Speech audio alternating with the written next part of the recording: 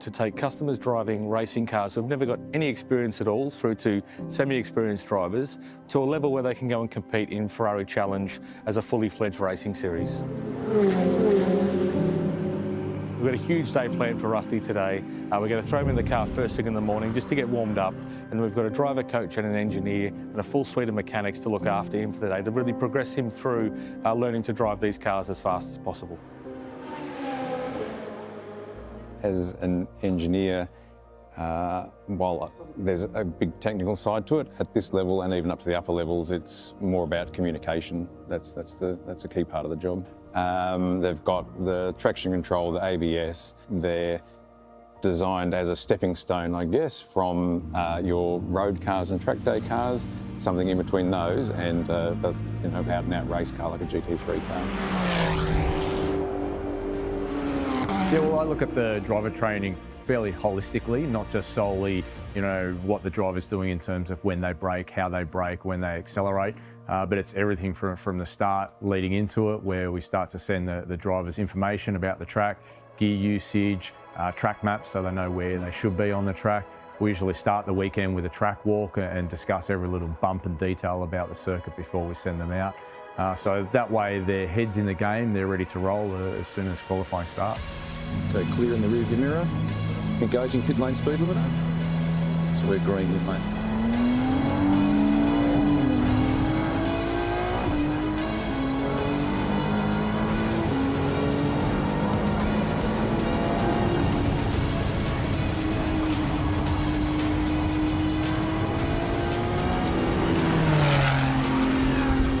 As you've just experienced, the big key to lap speed is brakes, first of all, because that's the first part of the corner that you reach. So we can compare two drivers and you can see one's braking at the 150 board and one's braking at the 100 board. So you go, okay, you need to move your braking marker a little bit deeper, use a bit more pressure. If you look to this trace here, I'm the red, am I? You being the red. Oh my God, okay. And you can see you're about 25% of what Enzo's pressure. But you see the general trend of your speeds in the various corners. Mm-hmm. It's all there. It's all sort of following, give or take, the general theme and trend. Really, from our point of view, it's just trying to get the most out of the drivers through looking at what they do in the car, whether we need to pump them up, whether we need to pull them back a little bit, and just get all the nuts and bolts to align so that they can achieve what their objective is, and for some of them that's win races, for other guys it's just to enjoy themselves. Ferrari has treated me to every aspect of what their framework provides to their customers and racers. It has been a day of great perspective. The good thing is Antoine's car is going back in the transporter without a scratch, but I already want to do it all over again.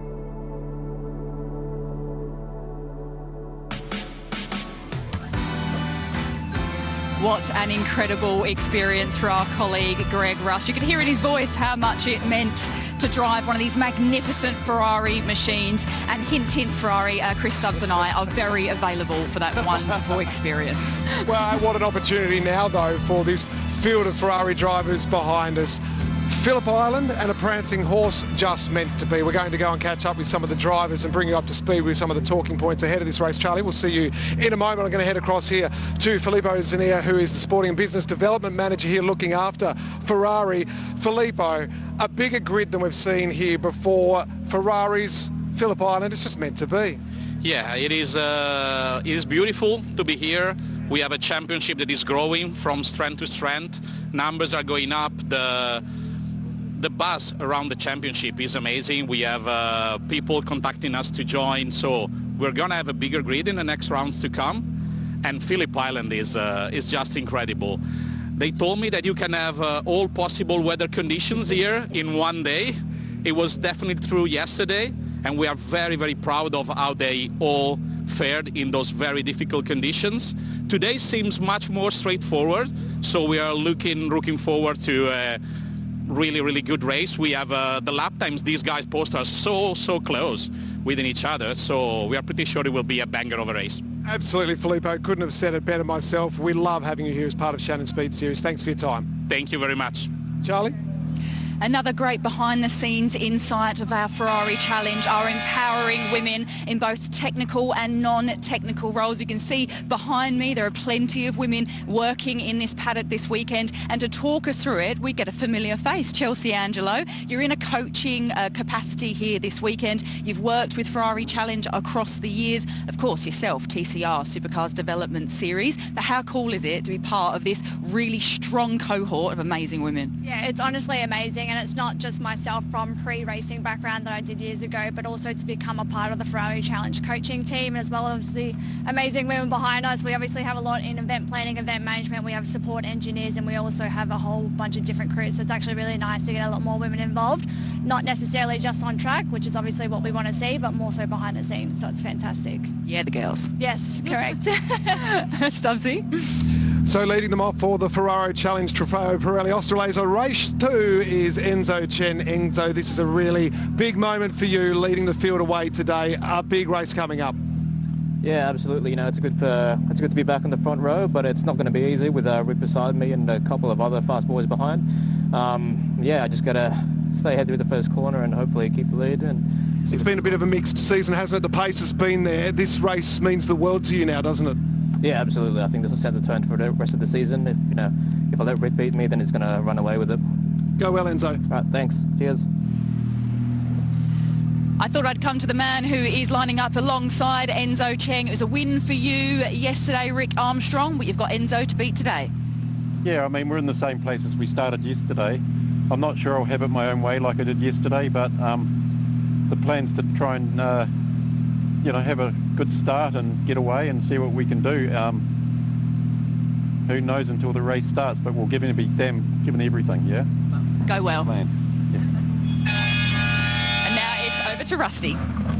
Charlie, thank you very much. Joined in the commentary box now by Renato Liberto, who's a category executive, has been a racing driver himself, very proudly attached and connected to the Ferrari family. Great sight here at Phillip Island. There is a bit of news emerging, though, and it affects our copper shell driver in Emil Norton, who had an incident, having won the class yesterday here in tricky conditions, as we heard on the grid there before. He's had an incident going down into turn 1 in qualifying this morning, but you have made a decision to kind of swap vehicles by the sounds of it. Just tell me, he's on the grid, he's off the back, which is great. Yeah, it's pretty amazing. Michael Walker, one of our drivers who was in the series yesterday, had to leave early for business back in New Zealand.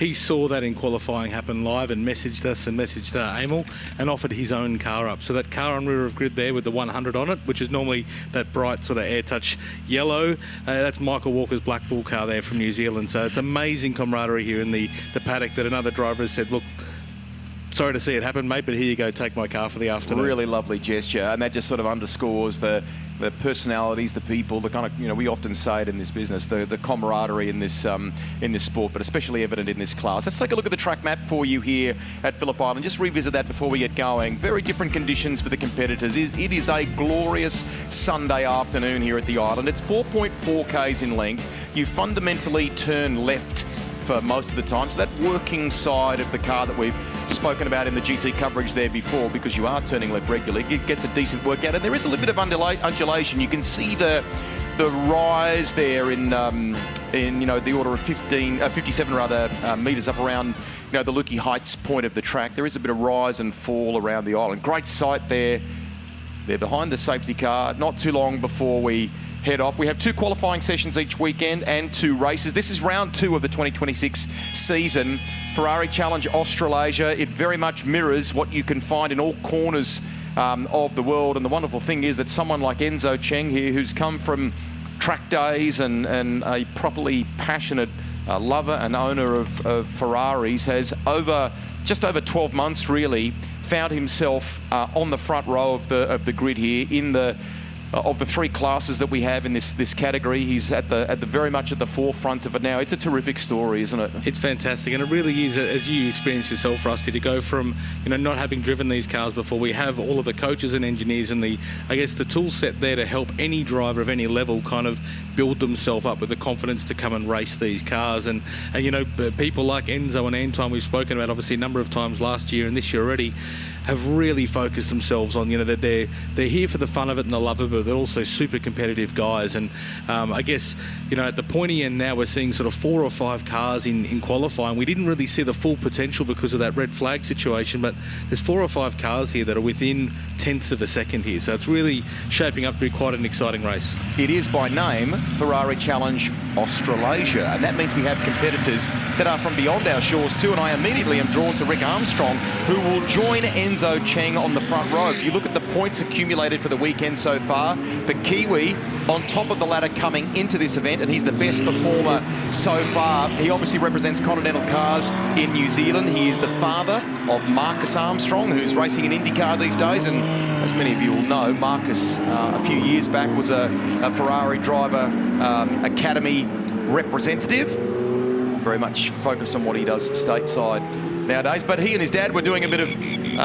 cutting some laps over summer in New Zealand, and that's, I think, a bit of not just father sometimes. It's really good for Rick, who's a competitive person in a business sense.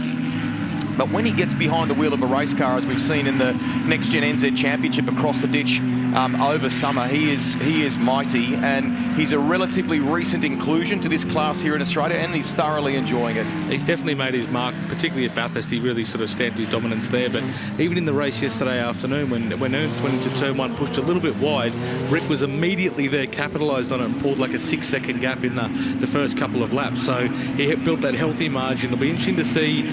Last year we saw Antoine putting heaps of pressure on Enzo all year long, and he never cracked once. It will be interesting to see now. He knows that Rick's got the pace as well, how he sort of steps up against someone of Rick's calibre and experience. You're talking about Antoine Catani, who starts out at grid position 3. He has very proudly the #1 on the side of his door, his car. He races for MC Corsa. Let's take a look at the starting grid there for you. Jim Pollicina will line up beside him. We already know that Enzo Cheng and Rick Armstrong have locked out that front row.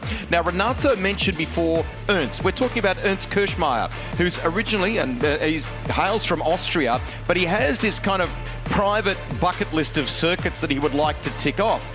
So he's already done Bathurst, but the Island was the next one that he wanted to do, and he's had a fabulous weekend here so far, hasn't he? He was definitely doubting that decision when it was raining on the first couple of days we were here early in the week, but we said, trust me, at some point Phillip Island will improve, and look at it now for race 2, absolutely perfect conditions. He said, he was telling us on the way in, safety car accelerates away, that his favourite racetrack was the Dubai Autodrome. I think after having done Bathurst and now Phillip Island this weekend, we can revisit that, let's call it that driver survey, shall we say, for the 2021 Copper Shell champion from the European Series. So these are the cars, the latest generation machines, but we also within the field celebrate the 488. That is one of the divisions or classes of Ferrari Challenge Australasia. We'll tell you about that as the racing unfolds. Right of your screen is Rick Armstrong. Left is Enzo Cheng, who Chris Stubbs was talking to there before. All bunched up nicely, ready for a start here. Second race of the weekend in Ferrari Challenge Trofeo Pirelli Australasia, we should say. Cheng will control the field, doing a nice job of it at the moment, waiting to get the all clear. The green to go racing. We get it now on Sunday afternoon, and it's a ripping start by Enzo Cheng. And already Rick Armstrong is under siege as they go down to Dewan Corner for the first time, and Armstrong will drop back to third. Cheng's in the lead. That was a fantastic start by Enzo. Really kind of got the timing right there as well, but also looking at both Antoine and Ernst also pushing forward and hard against the back of Rick. He's going to be really busy at the front end there. Timing was superb for Antoine Gattani, and he is already trying to fend off a fired-up Rick Armstrong. You can see there in third place. It's good for Enzo, 0.6 of a second already. Here's Rick Armstrong diving down the inside of Gattani. Can't quite get it done there. There's a good opportunity here as they come out of sort of turn 4 up towards Siberia to try and get the car with a bit of an offset to sort of run towards Hayshed, but it just seems Antoine's power down there was much cleaner on that outside line. Ernst Kirschmeier running very much with Armstrong there. So Taguchi-san in the 105 is that yellow Ferrari you saw coming through there a moment ago. He leads our Copper Shell class. As they work their way, they've still got to get the temperature and pressure up to the perfect, the ideal amount. The coaches will be keeping an eye on that sort of stuff, but you can hear already that they're leaning on them. They're not afraid to lean on them, and I think that now dramas, unfortunately, That's aim on the ordnance Yeah. in the Michael Walker car. We mentioned car 100. Just trying to figure out where that is and if another car's also got involved. But the comment we were sort of making was Is that the regarding... outside of Siberia? Sorry to cut across you there. I think it may be. It looks, there you go. Yeah, that's the wider shot from our cameraman there. Shows you as the Ford Ranger Raptor, which has been busy all weekend, goes to, and we've had more. Enzo Cheng and Antoine Gattani. That's big. That's big. Rick up. I'm trying to see too that the leaderboard says Kirschmeyer leading, but I didn't see it behind the safety car. I just need to double check which of the competitors it is. And Kirschmeyer's back in the lane, in fact, I think. So we've got a bit to unpack from this, to unpick from it. Oh, goodness me. And it affects the main players that have been such a talking point this weekend. Jim Policina may find himself at the head of the field from Taguchi-san, David Trewern. But we just need everything to settle down here. Red flag scenario at the island for Ferrari Challenge Australasia. That is frightening. That's actually not a good enough word for it. No, particularly our marshals that work so hard here volunteering and obviously keeping everyone safe as well for the sort of debris and cars to be moving around near them. It's obviously a big concern. Great to see our drivers coming out of the cars, but also all of the officials and marshals that support the series. It's very concerning when that occurs. Wow. So we'll kind of hit pause here. The wonderful team from Motorsport Australia, all of our volunteers that have come big distances to be here for this round of the Shannon Speed Series will go to work and ensure that we get the racetrack back to its safest best, and we'll try and hear from some of the drivers. I'm absolutely blown away by that, to be honest with you, and just what may have unfolded there. So the 7 is Jim Policina.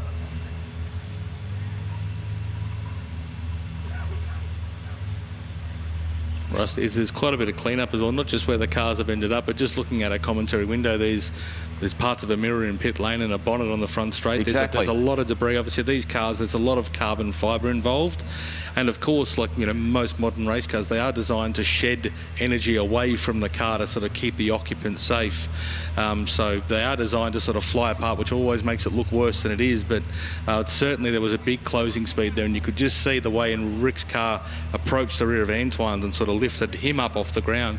There was a big differential speed there. So main thing is, as I said, all the drivers are out of the cars okay, but there's a lot of cleanup still to be done by the recovery crew. The competitor walking in there with our medical representative a moment ago, that's Antoine Gattani, the reigning champion, whose car kind of ended up skirting on top, really, didn't it, of Enzo's car there. So he's walking back into the paddock area, and we are pleased to see that he's okay. That's the most important thing. Cars can be repaired, and they've got all the right people, Ferrari, to ensure that those beautiful machines will be back to their very best for the next round of the championship. So we hit pause here with our coverage of Ferrari Challenge Australasia. We won't be done yet with our Shannon Speed Series coverage, though. We've got another race to come your way this afternoon.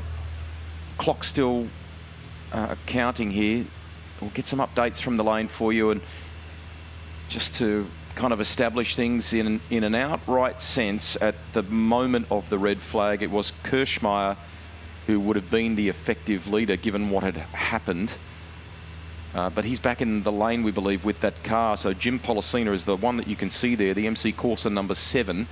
So that's for Trofeo Pirelli in the copper shell class, and actually third on the ladder is Taguchi-san, and Rob Steele, the Kiwi, is the best of the 488 competitors in 8th outright. Let's get some news. Here's Charlie. It's Kirschmeyer, who started from P5, but he would have had an extremely good view of what happened between Enzo Gattani and, of course, Rick Armstrong. Apologies, I've just sprinted down the lane, so I'm a little bit out of breath. So, Ernst, please tell us what you could see from your view. I started from P5, could overtake in the first corner, so I stayed at P4.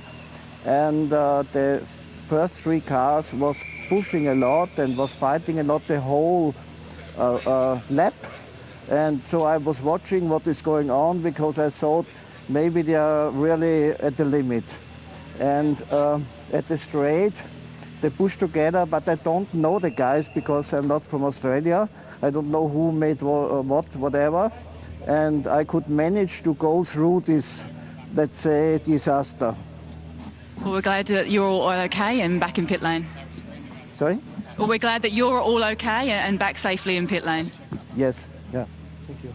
Rusty? Thank you. Charlie Barlow there for us, talking with Ernst Kirschmeier, the Austrian. We've been delighted to have him as a part of this round of the championship here at Phillip Island, and he's been absolutely in the competitive thick of it. We haven't had a chance to talk about this car, your safety car, have we?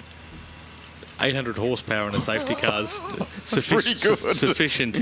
I was just going to say, when they cut to Charlie there in pit lane with Ernst as well, you could see a bit of tape on the front bar, and I wonder, given he was the first car on the scene and there was so much debris on the circuit, whether he's picked up a vibration in the car or something. With his experience, he's probably thought first thing to do was just go into the pits and just get the car checked over, but it definitely looked like he might have copped some debris in the front bar of that car, in the front splitter or wing area. So that might explain why he sort of went to the lane when he did. All right, we're hearing that the discussions around a restart are underway. We don't know whether we're going to get that yet, so I'll put a little question mark beside it. Crews have been allowed onto the grid. What we might do in between time is squeeze a break in our coverage here of the Shannon Speed Series live at Phillip Island under red flag in Ferrari Challenge.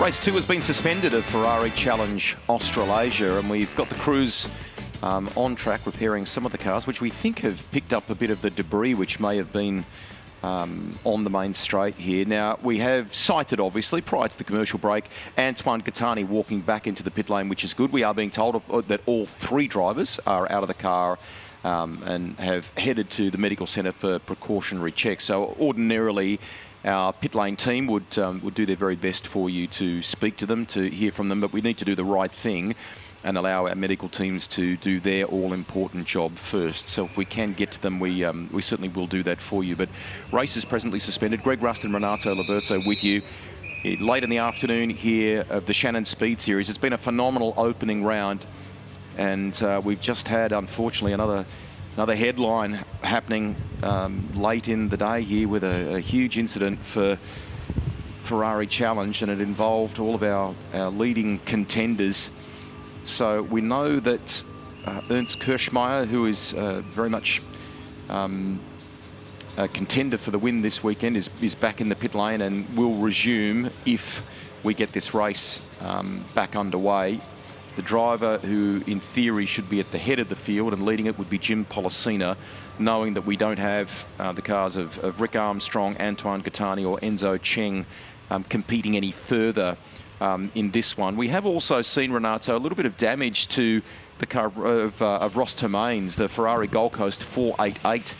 And ordinarily, based on the performance this weekend, he'd be leading the 488 class, but it's Rob Steele who's there at the moment in 8th outright. But there's some decent damage to the sort of bodywork down the right-hand side of that car, isn't there? Yeah, just in front of the right rear tyre. Can't really tell from the colour or anything else of other paint or anything on there where that may have come from. I have asked the team for some more intel, but it seems like there might have been a little bit else going on maybe at the time, and maybe it may have been because the whole field slowed up for the incident we did see occur, but it is sort of hard to understand exactly where that damage has come from on his car. That's Kirschmeier's car, so Zagami Autosport are around that car in the pit lane. Probably worth telling people that, I mean, these cars are a beautiful racing machine, but one thing we haven't talked about this weekend are the incredible safety features that are a part of that as well. You know, we want, in the heat of competition, when sometimes things like this do happen, and we need to understand why it transpired as the safety car was coming out of the lane. But ultimately, we do want our competitors to be safe, don't we? Absolutely. I mean, these cars, as you say, are super safe. Big wraparound seats on the cars. Obviously, all the harnesses, but also things like hands devices, the head and neck support systems they wear, the apparel as well as the vehicle are there to keep them safe. And as we saw, our 3 drivers step out of those vehicles okay. But it's never nice to see these beautiful machines damaged in the way they are. Particularly, knowing how hard the guys and girls of our teams put into preparing these cars and getting them sort of at peak performance for racing. The car of Enzo Cheng's is already back in the paddock area. I think it's the same for Antoine Gattani's. You would have seen the flatbed just a moment ago making its way down to the last in the clean-up process here, the last of the cars that I think are yet to be taken away from that incident, and that is Rick Armstrong. So the Kiwi ultra competitive. He looked as though he put his hands in the air when he got out of the car. But often in these situations for drivers, it takes a bit of cool and watching the replay a couple of times and so on before you form an accurate perspective on it. That's right. I mean, I always found as a driver myself, you've got your own perspective, absolutely, because you're in the car and you know what's going on, but you don't know what the other drivers or the other cars are seeing or responding to necessarily. Yeah. I mean, look at us. We can sit up here in the tower with cameras everywhere and see that incident and still not know how it's unfolded. So there's an absolutely huge number of moving parts there, and obviously we'll look at all of the video and data from all of the cars, but obviously, with our driving standards advisor Steve Owen and Anthony Jenkins, our race director, we'll sort of sit down and just try and unpack how the timeline of what's happened there and exactly understand what's gone on and what needed to be done differently and what needs to be sort of resolved as well from a process point of view. If you have just joined us, there was a car in the hands of Emil Norden, the 100, which had gone off at Siberia, and he'd had an incident earlier this morning down at turn 1 in qualifying, and as a consequence of that had been able to jump into effectively a spare car. One of our other competitors has had to go back to New Zealand and very kindly phoned up and when he realised what was going on for Emil Norden, said, look, hey, take my car, you can use that for the final race this afternoon. And we don't know what happened in the early phase of that race, but it went off at Siberia, and we were very much focused on that. And before we knew it, then here on the start-finish straight, there's the car that Emil took over, the 100. And then all of a sudden we were confronted with an incident for the trio that were fighting it out for the race lead. Enzo Cheng had pole position for the race, led them away. Antoine Gattani, our reigning champion, was in the mix there as well after a very good start. And Rick Armstrong, the Kiwi, who came in on top of the series and certainly on top of the weekend points tally so far. When they arrived at the start-finish line, it seemed as though the deployment of the safety car, given the 100 was off down at Siberia and hadn't been extracted at that point in time, the safety car came out of the lane, and it all seemed to happen very, very suddenly.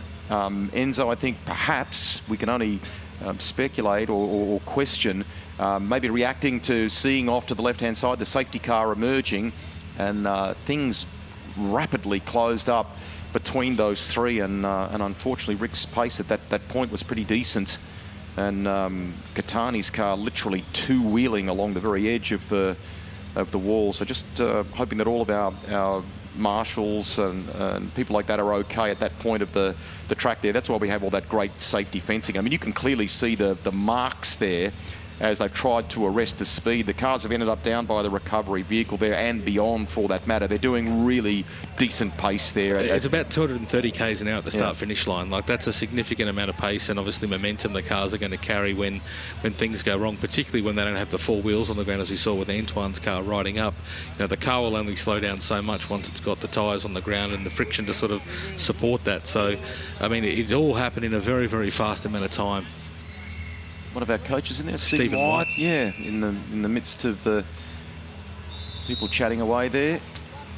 And we are being told from Motorsport Australia Race Control that they are doing everything in their power to give us a race restart here. So we may get, in the order of 4 or 5 minutes of racing, a little sprint at the end, but we'll just wait on confirmation of that. There's a very good team of men and women downstairs who are busily working with the crew on the ground to ensure that, if we can, we'll go racing again in Ferrari Challenge for you. So Kirschmeyer in the lane, Jim Policina in the 7 would be, as you can see, the MC Corsa car to the left of your screen there, or centre of your screen, would be our leader.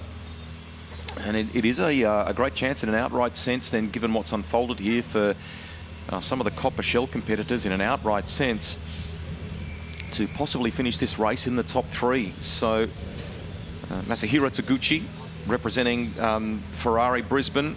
He's been a competitor in Challenge in 2025, Club Challenge in 2023 and 24, long-term Ferrari client with collections in both Australia and New Zealand.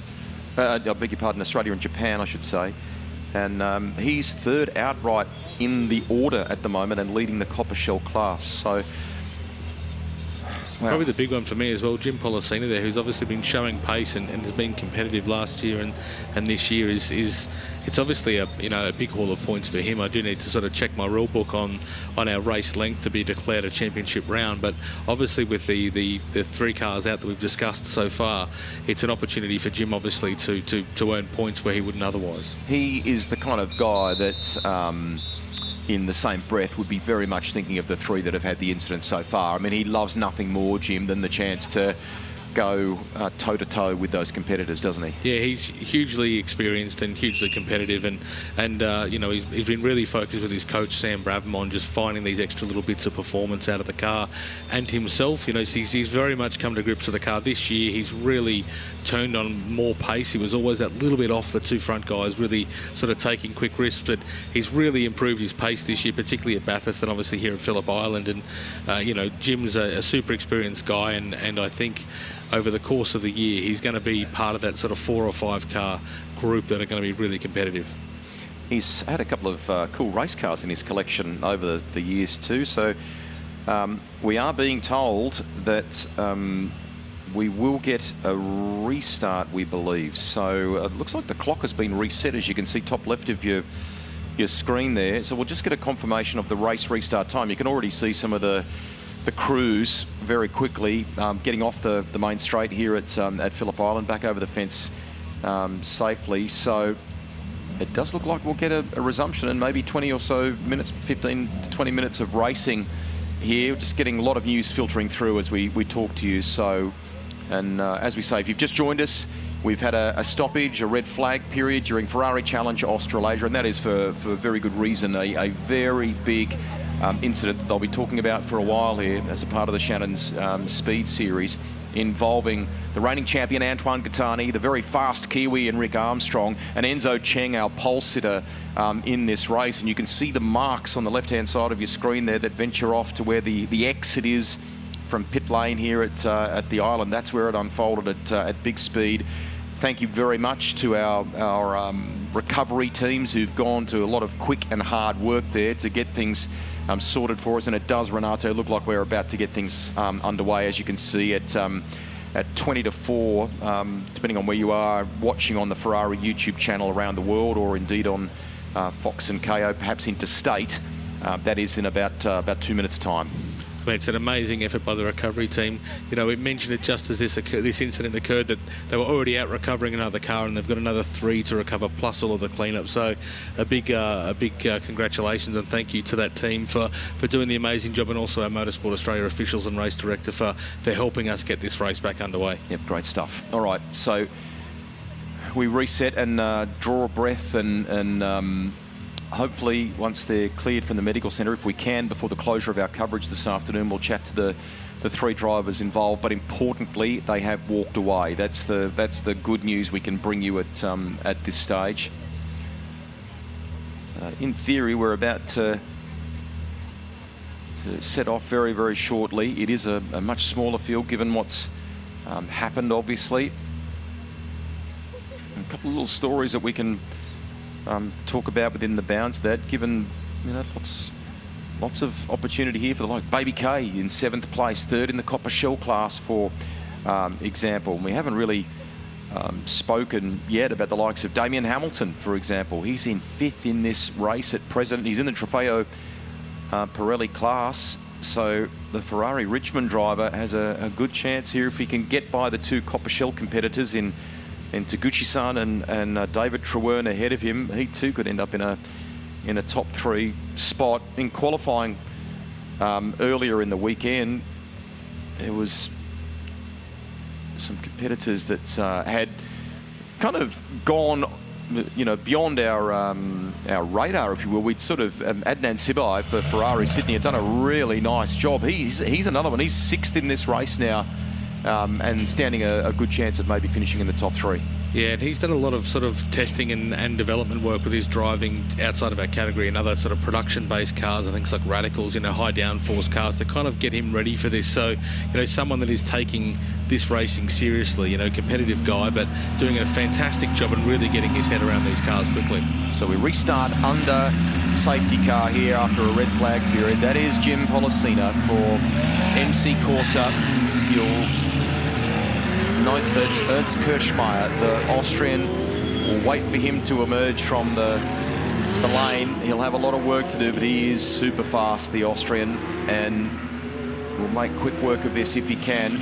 But Pollicina in the perfect position, really.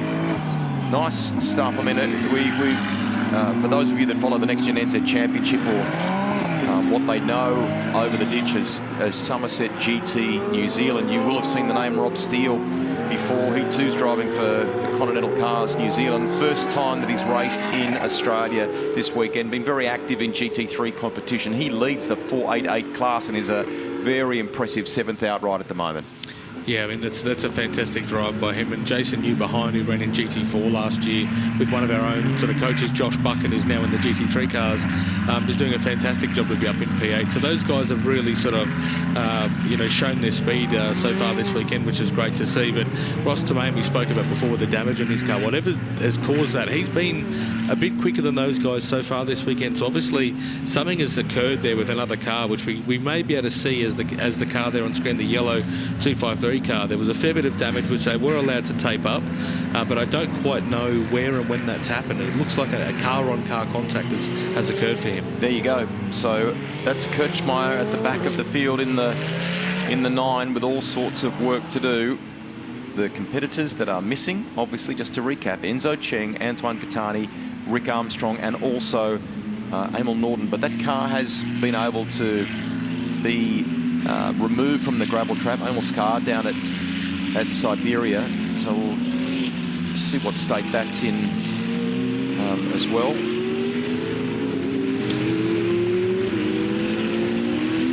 So we'll get about 15 minutes of racing or thereabouts, I should say, in for this one.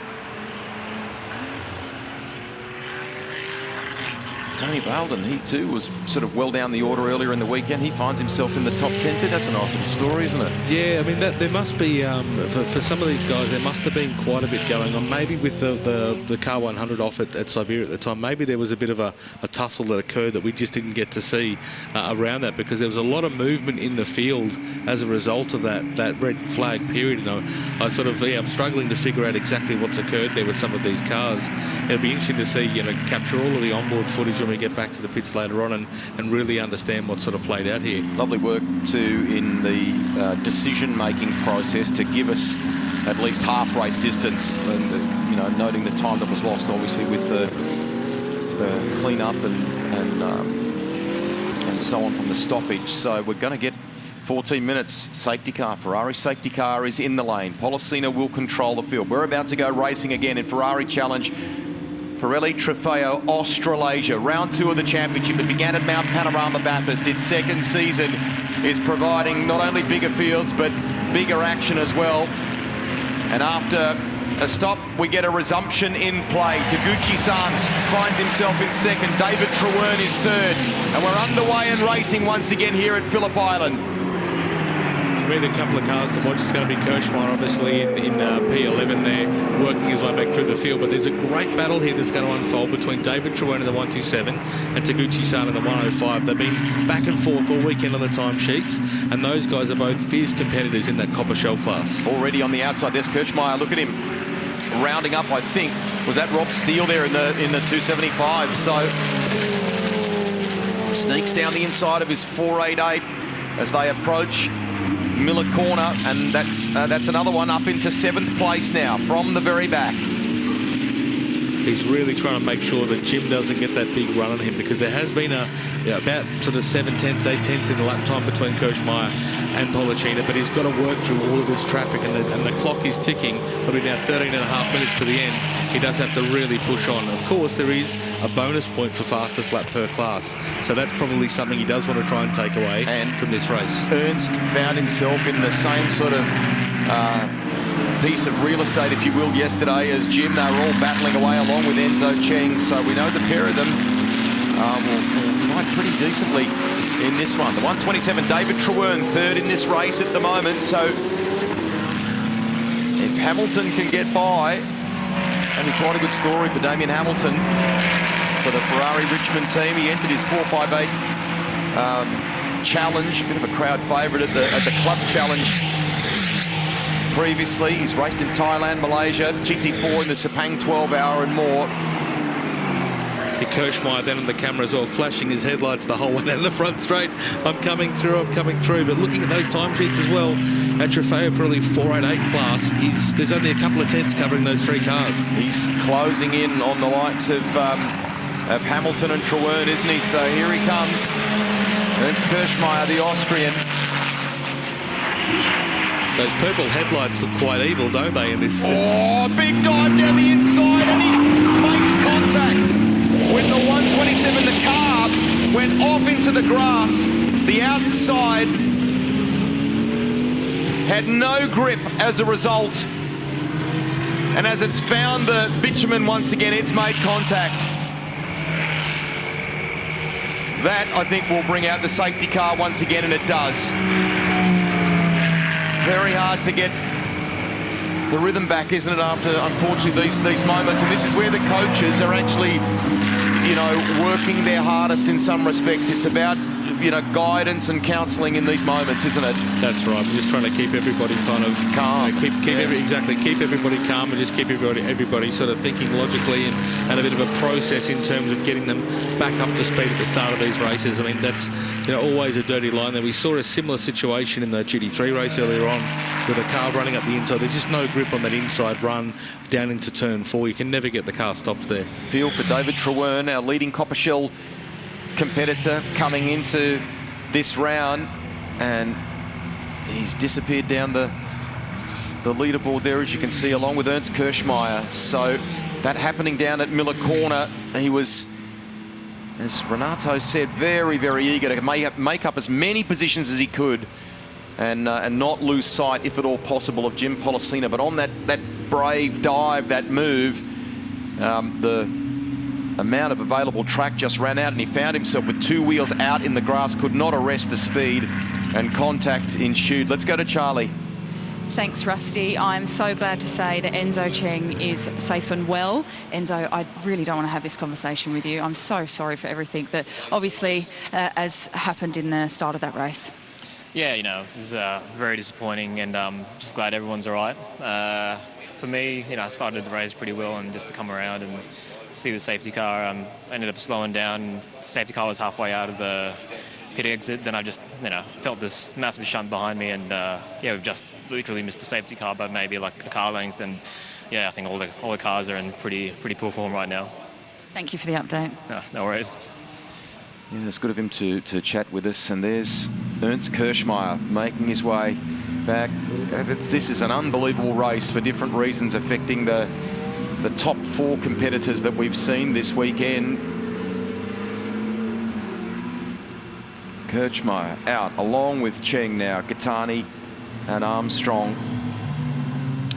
We don't know at this point in time what will happen, whether we'll get that final 9 minutes. You can see back underway. Safety car called for the second time in this race. So it's Jim Pollicina from Taguchi-san and Damien Hamilton. They're your top 3 at the moment. Adnan Sivai, good job. He finds himself in 4th. Baby K is 5th. Rob Steele in an impressive 6th at the moment, the Kiwi. Nice job, and leading the 488 class. We're hearing from Motorsport Australia Race Control, they are endeavouring to give us the... my immediate thought was they'll probably stop this, but they're looking like they're going to try and give us the final 8 minutes of racing. So we'll wait until we absolutely get that rubber stamped for you, but that's the plan apparently, if we can. Flatbeds are already, those recovery trucks are already down at beyond the pictures you can see from our drone here, back further around to the right down at Miller Corner, doing their bit already. I think I'll be buying them some pizzas tonight, Rusty. They've been working overtime for us this afternoon. I mean, I don't think your category is the only one that'll be buying them pizza. There's plenty. And we only just saw them, you know, bringing those other cars into the paddock, and they're back on track again recovering. So they really are doing some fantastic work, and we are super appreciative of their efforts here this weekend. There is a car that has stopped at MG Corner. I think that's the 127 of Trewern. Trewern, may have been trying to recover that back to pit lane, yeah. So not sure whether body work is rubbing on some of the tyres or something's going on. It is edging ever so slowly. Hopefully it'll get back to the lane. Meantime, we show you these pictures, of course, what's happening up in front behind the safety car. We'll wait and see about the recovery of Ernst Kirschmeier's car as well down at Miller Corner. What a day here at Phillip Island. We are not done yet, incidentally, on our coverage of the Shannon Speed Series. Shannon's involved with our wonderful series for 19 years now. I can't believe it'll be 20 in 2027. Lovely stuff. We've got more racing to come before we wrap up the coverage this afternoon. Live on Fox and KO around the country, and of course on Ferrari's YouTube channel at the moment for Ferrari Challenge Australasia. Good morning to those of you perhaps waking up in Europe. This might be a nice little entree for you before the Japanese Grand Prix a little bit later this afternoon. So it is really a big weekend of motorsport, isn't it? I think with the Grand Prix on, not often we get to watch it during daylight hours for us, which is fantastic. But look, let's hope with the cars we've got left on track, we can see a little bit more racing. But I know how hard the teams are working for recovery, and it does look from our commentary box here like 127 has stopped. I don't think he's been able to get that car back into the lane at the moment, so that may delay proceedings a little bit further. We're thrilled to have you with us in commentary because you offer such detail, because you know the class so well, mate. But in these moments, are you also needing to also dive on the radio? And I know you've been texting flat out because there are various things that you stay on top of in that executive position with the class, don't you? Absolutely. I mean, we've got obviously key personnel in race control here at the moment, and obviously our engineers and coaches and the team principals. So just trying to get some information that we can work with up here in race control. Obviously checking that everyone's okay from our driver's point of view, and also they're just ultimately double checking things like our championship race distance requirements and things like that, just so we kind of have a better understanding of the decision-making process from downstairs as well, just making sure we have all the information at hand to help make those decisions. And it might be a little bit of a later night for you as well, I guess, and the team as you pack up some damaged cars and plan about what's going to be required if we can get them repaired or sent away for some significant repairs. And in the same breath, talking to the drivers as you sort of unpick what has happened on a quite a big day for the category. Absolutely, yeah. There's a lot of footage to unpack here in terms of that first incident we saw. Obviously, the second one we saw a little bit clearer there on TV, but definitely there's a lot of data and the video to go through, talking to the drivers and kind of understanding their point of view on the situation. But at the first point you made, Rusty, just getting these cars ready for our next round at the Bend in a few weeks' time. There's a lot of work that needs to go into the cars. Obviously, it's not just bolting them together and turning up to the next race. We need to do a shakedown or a test of the cars to make sure once we've got them back together, they're all okay. So a lot to do in not much time. They've applied, as you can see, top of your screen there, a 15-second penalty to Damien Hamilton, the Ferrari Richmond driver, who finds himself third at the moment. That might mean that Adnan Sibai ends up in the top three based on the amount of available racing time. Safety car peels off into the lane. Jim Policina will control things again, but without the threat now of Ernst Kirschmeier coming through the field, we get things back underway again. Policina charges away from Taguchi-san. And Hamilton is third, but with a 15-second penalty hanging over his head at present. That could be all good news for Adnan Sibai. Baby K rounds out the 5.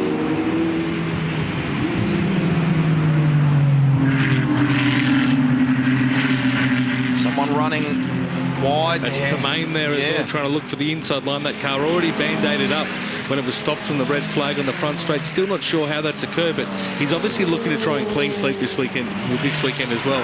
I spoke to him before this race, and he's very keen to make his way up to the pointy end. Here's Hamilton. Oh, goodness me, that was maxed out on the brakes, I think, down there, and a little even compromised, shallow or narrow as it got down in there. Now, whether he's been advised about the 15-second penalty and is trying to clear Taguchi here so he can chase after Jim Policina, but Jim already has a 1.5-second lead over Taguchi, as you can see. And then Sibai is just waiting there as well, so... As he saw that inside line, that usual overtaking opportunity in turn 4, it just seems so dirty and dusty in there. There's no grip for these cars to run on that really narrow line there. So, that's again where the coaches and engineers that are watching the broadcast from the pits can make those calls back to them. They wouldn't normally see from in the car, but they can see from the broadcast. Hey, debris, watch but there debris. Is debris. Stay clear of that debris, move off that line as a bit of guidance to the drivers as well. Here's Adnan Sibai right on the tail of the 14 as they go down the main straight here at Phillip Island. Decent speed, but the positions remain status quo in that fight for second place. Policina's lead now out to 2.5 seconds. We're in the closing stages of this one for a day we won't forget in a hurry for Ferrari Challenge. And Tamain has managed to push himself up into the lead car now in the 488 class. Ahead of Steele, so that's a change of position. Nice spot, Renato, but there's not much in it between those two guys, you can see there. So let's see what Steele can do in response, but it's first time for him racing in Australia. Looking down the inside again. Fairly maxed out under brakes for Hamilton as he chases Taguchi. Back we go to the 193, Baby K and Ross Tamain. And with only a couple of laps here, like less than 2 minutes plus 1 lap remaining, Tamain would be ideal at this point just to hold his position behind Baby K. There's no reason to try and overtake that car. They're racing in different classes. He's got a healthy margin behind to Rob Steele. At this stage, the best thing for him to do would be to just hold position behind them. Considering the car is a little compromised in the repaired bodywork sense, he's nice job at the moment down at MG corner. Hamilton continues to harass. Does he know about the 15-second penalty? Have they worried him with that, the coaches, or just let him press on for now? In our driver's briefing, Tony Jenkins actually pointed out the new digital billboards that are here on the front straight. It should actually be showing his car number with the penalty on that sign. So if the coaches have held that information back, or he hasn't found out about that yet, he probably has read that on the digital signage as well. In full flight down to Doohan Corner. Taguchi remains in control of the Copper Shell class. He's second outright in this race. Pollicina has doubled the margin. It's now up to 5 seconds. Safely out in front. Jim can just cruise here from here if he chooses to do so. Working our way towards Stoner Corner once again. Very fast through here. That's where the aero on these beautiful cars really works effectively. Hamilton dives down the inside for second place. He's tried that move there. It's a great passing spot at the island. Tried it a couple of times, hasn't been successful, but this is a different one. Yeah, he's obviously sized that up the last couple of laps, but the key one for me now is Adnan Sibai. Just sitting off the back there of Taguchi-san, really having a look, trying to position himself to try and repeat that same move that Hamilton's done. He's only got a lap and a half to go effectively now to try and achieve that. So this is going to be the one to watch for the last step of the podium. Sibai's got pace. So they head up over Lukey Heights for the second last time. Let's see if he has a little look here at MG Corner. Plays it wise. If he can get a nice run out of the final turn, might be able to size something up on the main straight, or as you say, have another go down to turn 4. And the big thing again is that the different classes. You can see that the yellow windscreen banner for Taguchi-san is a Copper Shell class. The red for Adnan is the Trofeo Pirelli. So they are racing for different classes here. They really need to kind of make sure they just give each other clean air, because it's not going to affect the result in the championship or for the podium. Exactly. You're only talking about the difference in an outright sense. It doesn't change things from a class perspective. So maybe that's the little message to Taguchi-san, but right now he's showing that he's very competitive, and in fact probably carries better speed through the opening corner there, through Doohan Corner, and maybe found half a car length. But this is where Sibai is starting to close up once again. Gets a great run there off the loop as they work down toward Miller Corner once again. Now, Taguchi looks like he's kept it mid-track and more to the right-hand side. That makes it tougher for Adnan, who can't get it done there. Sometimes you can get the switch back here, but again, Adnan's choked the exit a little bit, sort of restricting his drive off that corner. He is trying what we call a Kirschmeyer line there, which is going deeper into Siberia now. We've seen Ernst do that over the weekend to try and carry more speed through Hayshed, but he didn't seem to get that move off. Tremaine, I think, is keeping maximum pressure on Baby K for 5th place. So the 488 competitor may well end up in the top 5. What a drive that would be. He has been my driver of the weekend so far, Ross Tremaine. He's really just focused the whole weekend, working with Sam Brabham there, really just focusing on being as best he can inside the car, and he's always so excited and so full of energy in the paddock, and his family here this weekend to see it. Congratulations to Jim Pollicina as he heads to the line. Checkered flag waves. He joins the winners list in season 2026 for Ferrari Challenge Australasia. Always supported by his wife, Lisa, second season in Ferrari Challenge, and as they cross the line, Taguchi will hold on to 3rd from Sibai in outright terms, but Taguchi-san will take the Copper Shell class. Tremaine has got to 5th. What a 5th drive. Outright, there you go. What brilliant a drive. Ross. In the 488, in the top 5 at the end, and wins class as well. Well done. And you can see that race tape we spoke about there, holding the side of the car together just enough to get it across the finish line. A fantastic effort by that MC Corsa team to keep that car patched up as well in that red flag period. The sound from that might ordinarily rattle you, but it did not at all you know, muck around with his enthusiasm or determination, shall we say. Here's the final results for you. Jim Pollicina takes it, wins the Trofeo Pirelli class, Copper Shell, and second outright to Taguchi-san. Well down to Adnan Sibai. And then Ross Tremaine with that on the line there ahead of Baby K, because we've got the penalty being applied. We need to remember that for Hamilton. That's now kicked in with those final results. So it means that Tremaine finishes 4th. It's even better than we considered it as it came across the line, and wins 488 importantly. That was there's a lot going on in those last few laps there, but also worth noting for Jim Pollicina's championship, an additional bonus point for the fastest lap of the race, and the only driver to dip under 132. Amazing. Well done to you talked about Jason Yu there before, working with Josh Buchan in season 2025 in the GT4 class. He's finished in 6th outright there, so that's real encouraging for him too, isn't it? Yeah, it is. I mean, it's an amazing drive with a lot going on in that race. So for those couple of restarts, for them to keep cool, keep calm, and obviously keep their performance on as the race finished there was a fantastic drive by Jason. What a day for Ferrari Challenge. Second round might be wrapping up here at Phillip Island, but they will go the next event. It's only a 5-round championship, but it goes to another great venue for these cars. Great drivers' track in Tailem Bend, doesn't it, in Shelby Power Motorsport Park? Yeah, it's a brilliant facility, fantastic circuit for these cars to be on. And, you know, particularly for our drivers from overseas, it's one of the ones this year that they're really looking forward to because they haven't yet had a chance to drive there quickly in these cars. They make their way back into pit lane. Little shout out to all of the guys and girls that form a part of our wider, our broader team for Ferrari Challenge Australasia. So some cars to be repaired and some chats to be had with drivers as we unpick a day with some pretty decent incidents for this class. But it will be back to its absolute best at the next event. It's at Tailem Bend. We know that much. Coming into pit lane, I think Charlie Barlow is already down at Victory Lane, and despite all the drama, it's actually a nice story that we get to see Jim Policina on the winners list here in season 2026. That's nice. Yeah, I mean, it's a fantastic result for him, and you know, he does work very hard with his racing, and he's very he's one of the last drivers I saw here last night sitting in the engineering room with Sam. So it was a particularly tough, you know, big effort he's put into his racing here this weekend. It is a great result. Unfortunate circumstance, but a great result for Jim. So they're getting ready to head down there. It's a bit of a shame. Yeah, a bit of a shame. That's Jim talking under the helmet there to the MC Corsa crew about I guess the reality of the race result, but the scoreboard says one thing, and that is that he has finished on top this afternoon. Oh, exactly right. Nearly far off it.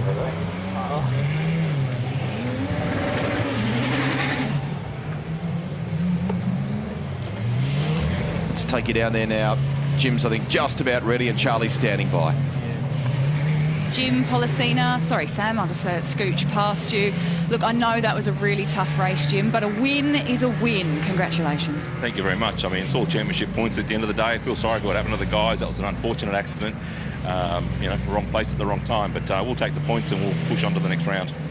It certainly was a tough one. That restart, of course, jumbling things up a little bit, but everyone was still very much in the thick of the fight. Oh, absolutely. I mean, you'll need to give the safety car an oil change after that. I mean, I think we saw him 2 or 3 times, but yeah, like I said, it's just a shame for the guys. There's a lot of unnecessary damage, and I hope the guys are all okay.